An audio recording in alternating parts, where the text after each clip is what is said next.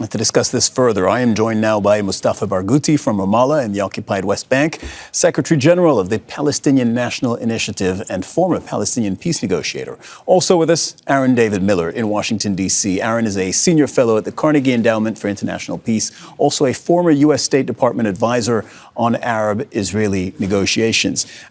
Welcome to both of you, gentlemen.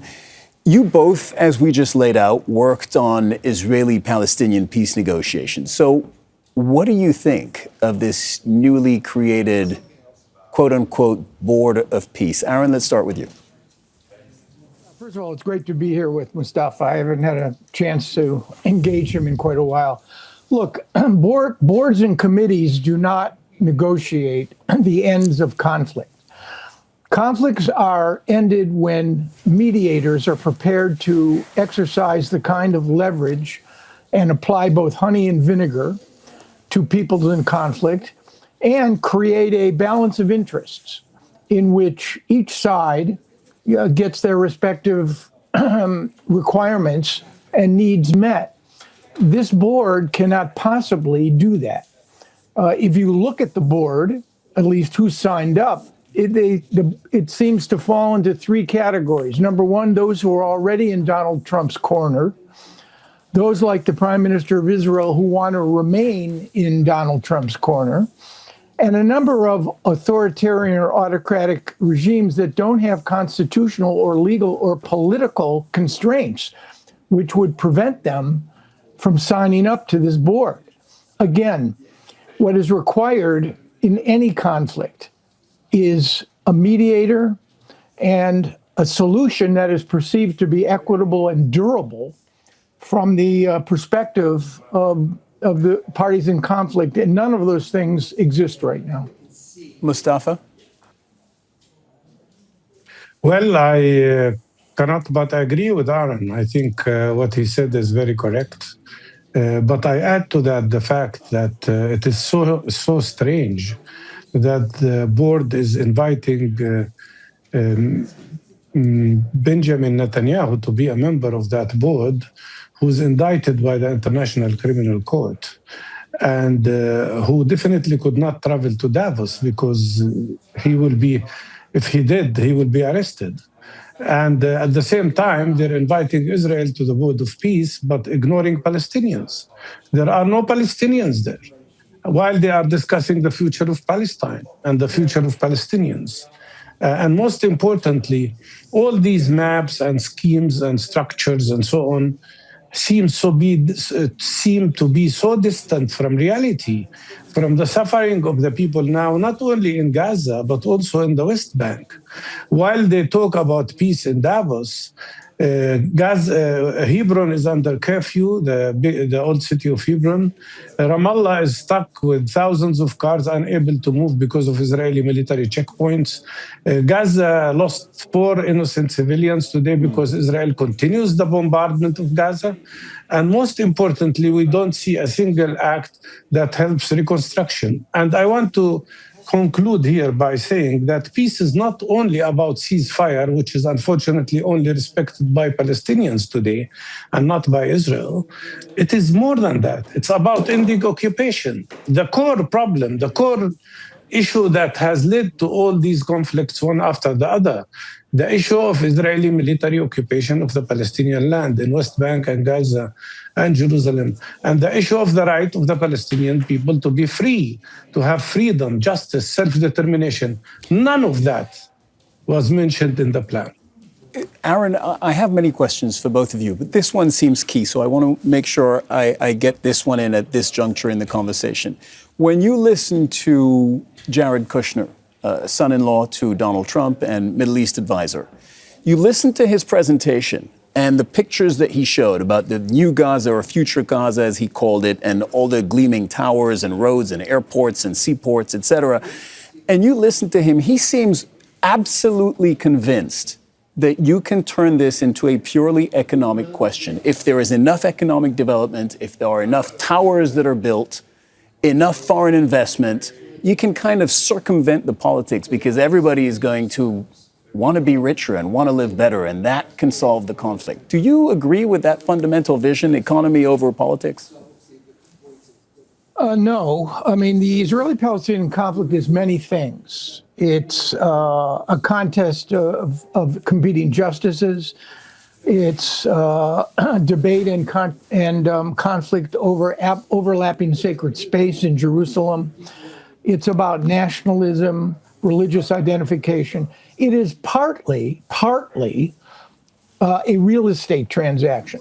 Partly a real estate transaction. And I'm afraid that the articulation of Jared Kushner's vision for Gaza, which is highly aspirational and completely and utterly, in my judgment, detached from reality, reflects the views also of his father-in-law, who looks at ownership, leasing, real estate development,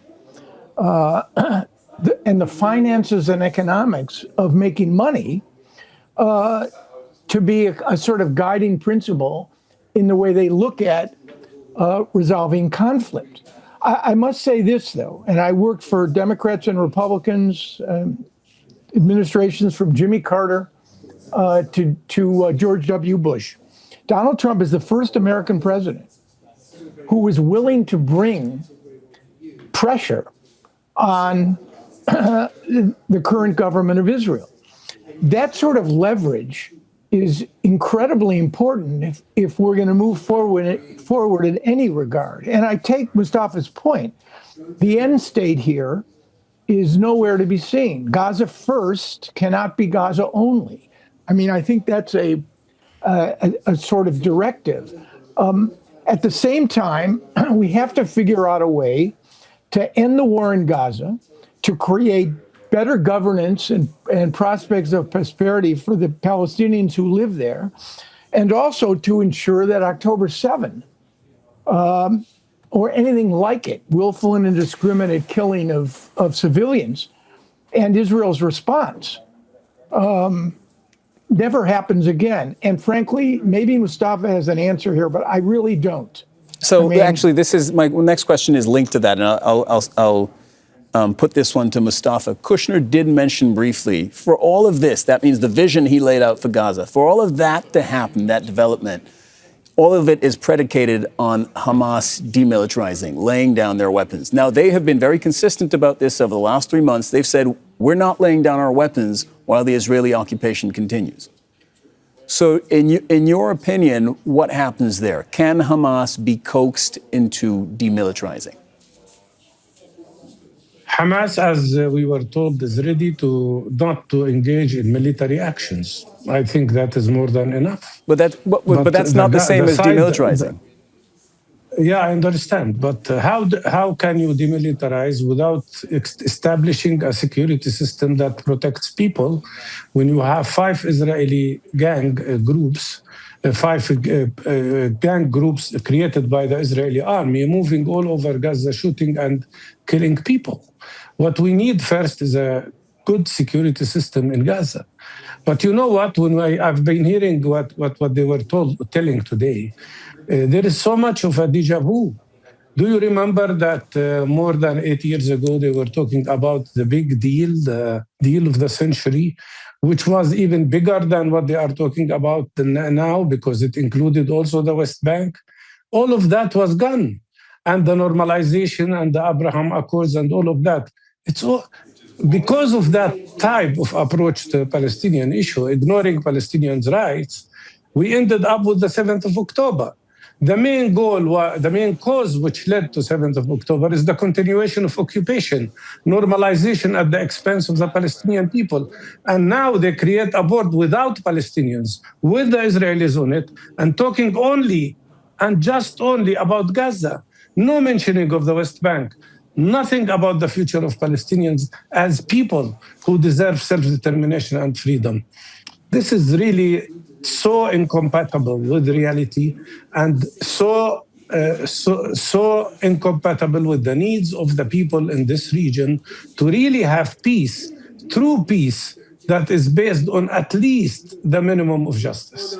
Okay, before we go, I want to ask you both the same last question. You know, now that this Board of Peace has been signed into existence, I think so many people around the world, including among our viewers, are going to be wondering what happens next and can this thing really work? Does it have a shot at working? What will you both be watching? Briefly, please. What signs will you be looking for to see if it's headed in the right direction? To me, first, Yeah. the Board of Peace, very quickly, trenchantly, the Board of Peace is a sideshow. Gaza needs mediation. Gaza needs strong American leadership to lean on the Israelis, and the Qataris, the Egyptians, and the Turks to lean on Hamas. Otherwise, I fear, Julius Caesar said that Gaul is divided into three parts. I fear that what we're going to look at in 2026 is a Gaza divided into two, a dysfunctional, divided, and sporadically violent Gaza, which will bring more misery and suffering to the 2 million Palestinians who now live in the Hamas-controlled area. Okay, so you're looking at the pressure the U.S. can bring to bear on Israel and the pressure that you said Qatar, Turkey, and Egypt can bring to bear on Hamas on your end. Mustafa, what about you? If you want serious indications of a true movement, you need specifically the will and the action of the American President Donald Trump pressuring Israel first to respect the ceasefire, which they haven't respected, to stop bombarding Gaza. That's the first thing. Second, to allow true humanitarian assistance to enter Gaza. They are blocking that.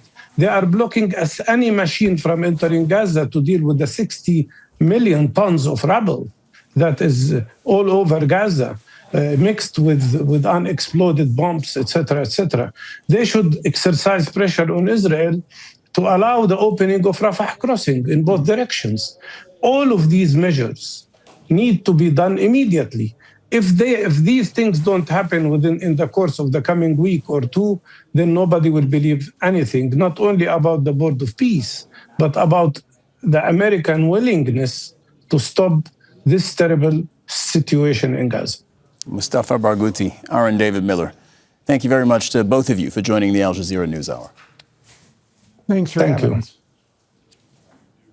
Don't miss out and get the full picture. Subscribe to Al Jazeera for reliable news and expert insights. Like, share, stay ahead.